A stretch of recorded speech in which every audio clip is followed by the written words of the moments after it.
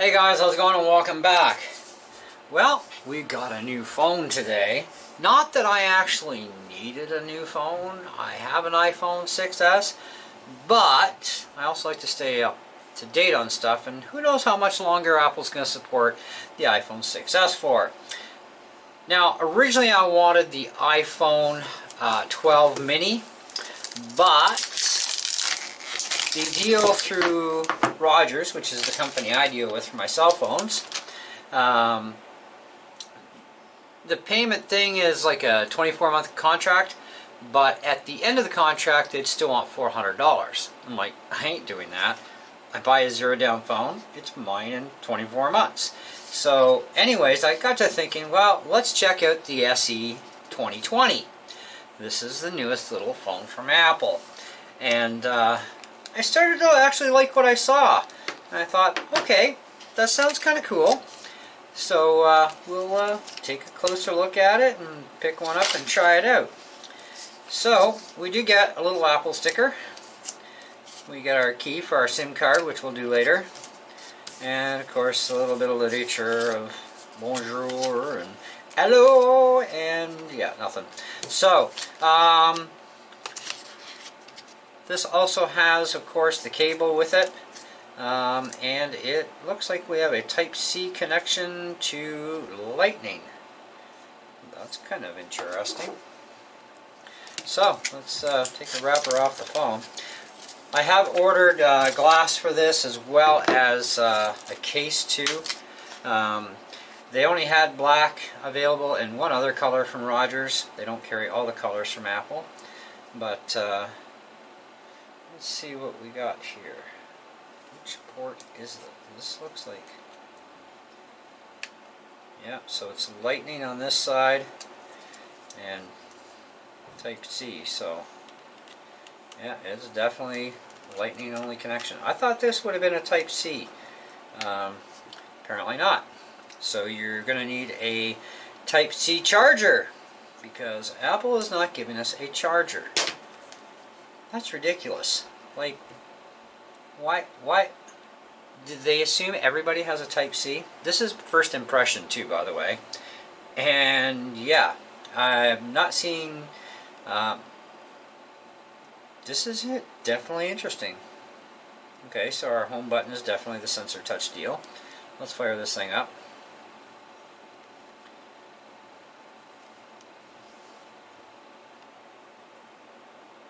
Come on. There we go.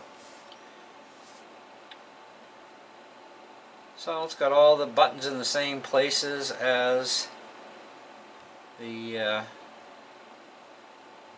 6S. It's still lightning port. I thought it would have been Type-C. Okay.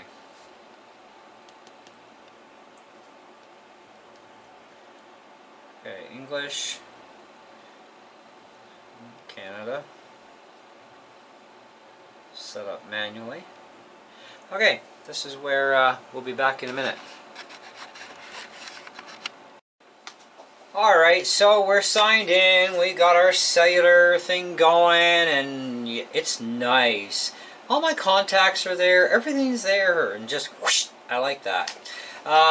Nothing to transfer from the other phone. Awesome. Anyway, so this is the 128 gig model that I got. Literally there was like, I think $2 or $3 difference between going 64 gig and 128 gig. Now this is on a 24-month contract through our cell provider, and we like doing it that way because we don't have oodles and oodles of cash to just go, oh, the newest toy is out, but it's $1,000. I don't have $1,000 laying around, you know, so hey, monthly payments works. Besides, it gets you what you want, pretty much. Although cell companies are limited to what they actually have in comparison to just buying something cash outright. So if they do have your dream phone, then fine. If they don't, then I guess you'll have to save up your pennies. But anyways, I took my OtterBox apart, and turns out this phone is a perfect fit. It's virtually identical in size and thickness to the 6S. It's like, man, that's like too much of the same. which a lot of people have pointed out, and I can kind of agree on that. Though this does have a superior screen, superior Wi-Fi 6 in it. It's also got 128 gigs. This one I think is only like 64 if I remember correctly. Which doesn't matter. I think you could get this one in like a 128. Yeah, this one here is 32 gig actually. My 6S. So, which is fine. I've never had to worry about running out of space even on a 32 gig. But I thought, you know what? For a couple of dollars, literally, I go to a 128 gig model. If I ever do decide to stuff a bunch of stuff in here, it's there, right? I've got it available to me. No big deal. And besides, 4K and 1080p, I like that. Far superior cameras. Now there is 4K, mind you, in the 6S on the back end. But this is so much better. And more 4K access to frames per second, etc., which the 6S doesn't have. But we'll talk about that in another video. But anyways, a little bit about the SE 2020 version. Yes, it is virtually nothing more than a very much upgraded 6S. Everything has its things. It comes with a USB-C to lightning cable. By the way, thanks Apple for being so ignorant of thinking that the whole world has a USB-C computer in their house or a charger in their house. We don't. Apple's always supplied us with chargers, but they're starting not to by the looks of things. And that's just the way it goes. But luckily I have a MacBook Air with a USB-C, and I do have a Windows 10 computer with a USB-C port. Otherwise, I would not be able to charge this. I'd have to go out and buy a brick in order to do that, which I'm going to probably end up doing anyways. Unless I can find an adapter that converts USB to USB-C, in which case I'll just get an adapter. Because I do have an adapter that goes from C to USB, so I need the other direction. But anyway, so we do have 12 megapixel camera on this thing on the back end. We can shoot 4K at 24, 30, and 60 frames per second, 1080 at 30 or 60, 720 at 30, extended dynamic range for video up to 30 FPS, frames per second, optical image stabilization for video, digital zoom up to 3 times. They need to add more zoom into their cameras, like seriously. True tone flash LED, quick take video, slow motion video, support for 1080p at 120 and 240 frames per second, time-lapse video with stabilization, cinematic video stabilization, 4K, 1080 and 720, continuous autofocus video, takes 8 megapixel still photos while recording 4K. Now that's sick, that's awesome. Playback zoom, video formats recorded is HEVC and H.264. Stereo recording. Be nice to see how these microphones work with putting straight music at them. So we will be having a review. Don't worry. This is just my unboxing and first impressions. Front camera is 7 megapixels. And of course it can do 720p and 1080. And it does the 1080 at 30 frames per second. We have portrait lighting with 6 effects: natural, studio, contour, stage mono, high key mono, retina flash, quick take video, wide color capture for photos, live videos, auto HDR for photos, auto image stabilization, burst mode, cinematic video stabilization, 1080 and 720. Fingerprint sensor built into the home button. It's not actually a button, it's a sensor. Hello, it's not a physical home button. Not anymore. Of course, they got the Apple Pay stuff. Wireless for cellular and wireless. FDD LTE bands. 1, 2, 3, 4, 5, 6, 7, 8, 9, 10. Okay, it goes to a lot. 8, 12, 13, 14, 17, 18, 19, 20, 25, 26, 29, 30, 66, 71. TD-LTE bands 34, 38, 39, 40, 41, 42, 46, and 48. And of course they have the UMTS, HSPA, plus DCHS, DPA, 850 to 1700 and 2100 to, I guess better break it down. 850 to 900, 17 to 21, 19, and to 21 megahertz. GSM and Edge, 850 to 9, 1800 and 19 hertz.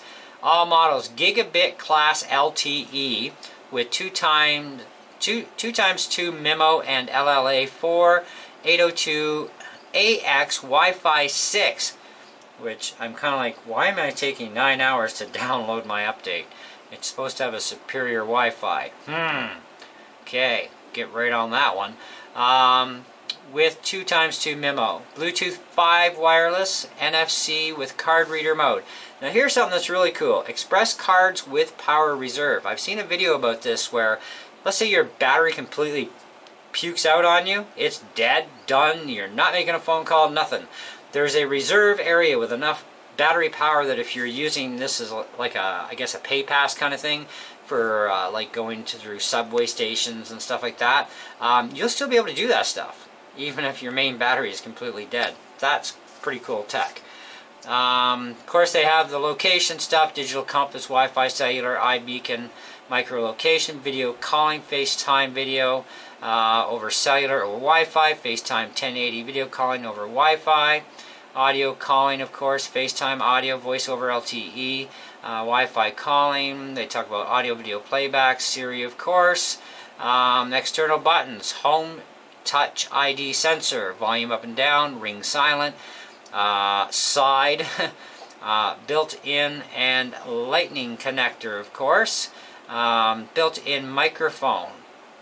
It looks like there's 2 of them here, and built-in stereo speaker. So it's not speakers, it's speaker, or is it speakers? It's hard to say. It's the way they do their diagram that's weird, but apparently there's 2 mics in here, according to the diagram anyways. Power and battery, video playback up to 13 hours. Playback streamed up to 8, audio playback 40, fast charge capable up to 50% in 30 minutes with a 20 watt adapter or higher, sold separately. Built-in rechargeable lithium-ion battery, wireless charging, works with QI chargers. Maybe I should get a wireless charger. That might actually work, because you can get those at the dollar store for like $4. Charging via USB to computer system or power adapter. Yeah, there we go. Charging via USB to computer or system or a power adapter. Yeah, okay. They should have just given us a power adapter. I mean, seriously. They don't cost anything. Touch ID fingerprint sensor is one of the sensors. Barometer, 3-axis gyro, accelerometer, proximity sensor, ambient light sensor. iOS 14 comes on here. Now it's 14.01, not 14.2, so you're going to have to update like I am and wait, depending on how fast your internet is. Ours kind of sucks out here in the country, but you know, it's usually not that sucky because, yeah, 9 hours is ridiculous. Speaking of which, let's do a check on that and see how things are going. And we go here, and we go general, and software update. Let's see how we're doing with our update on this thing. 22 hours remaining now. Wow, from 9 to 22. This is just exciting. I won't get to use my phone for God knows how long. Actually, you can use your phone while you're charging. It's not a big deal. I'm probably just going to let it keep doing its update, and it'll eventually do its thing. So, what are my first impressions and all so far? Well, I like the features. It is an all-glass phone, by the way, so it's the front and the back is glass. You know, so that's kind of like, but it's supposed to be pretty strong, durable glass too that can handle a drop or two. So they say. Not that we're going to test it, because no, we're not. Okay, I'm not going to go dropping my brand new phone. Now, if somebody wants to send me one for free, I'll be happy to drop it on the ground and break it for them. But otherwise, no.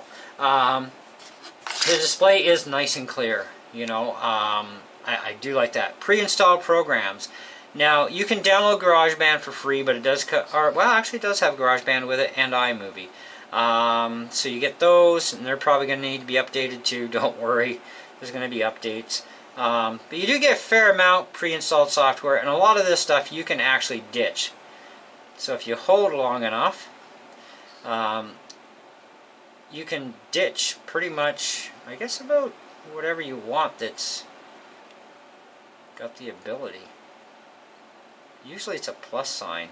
If it's a plus sign, let's show widgets. No, we'll have to go through that later, because usually it shows up. See, if you look at the iPhone 6s, let me just get into this one. Oh no, same deal. 14.2's in the same way. So I guess there's a lot of stuff we can actually delete. There is stuff that we won't be able to probably delete, but we'll get to figuring that one out. First time I actually noticed the minus signs, because I haven't deleted anything off my phone since I went to 14. 13 they still had the plus sign, so you could just go delete, delete, delete, and then whatever couldn't be deleted, it didn't have a plus sign in it. It would just shake. So, but anyways, we will go through other features and stuff in the main review. But so far, I'm kind of liking this thing. I don't like the charge system, being that there's no brick. That kind of cheeses me a little bit.